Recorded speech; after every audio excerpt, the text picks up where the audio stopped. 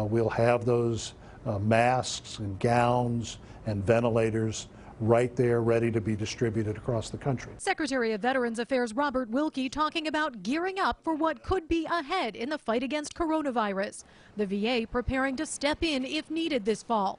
As cases rose this spring, the VA sent teams to assist nursing homes like this one caring for veterans in Chester County. Wilkie today reflecting on lessons learned. I don't think people realize the scale of what was hitting this country. And in our case, we war game these scenarios on a monthly basis, be it a natural disaster like Sandy or be it an epidemic like this. That's part of what we do. And I don't think the rest of the country, in many cases, had prepared in that sort of way. We met in Philadelphia for a one-on-one interview the day briefings of the White House task force Wilkie sits on are resuming for the first time since April. Do you think that is a good thing that those are coming back? Oh, I think so. Why? I think America needs to hear from the experts. Why did they stop? Well, that I don't know.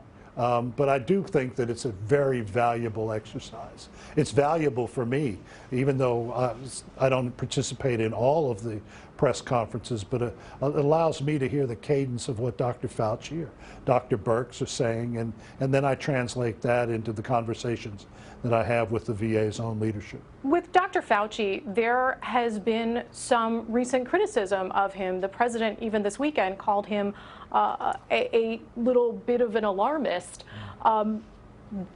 What is your take on Dr. Fauci's counsel? Do you trust his counsel? Oh, I certainly do, and you won't find a more dedicated public servant than Dr. Fauci.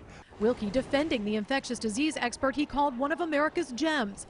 Fauci has said a vaccine could be a game changer. Wilkie says he'd like the VA to be among those with early access. Will you have any role before that in any final stages of trials?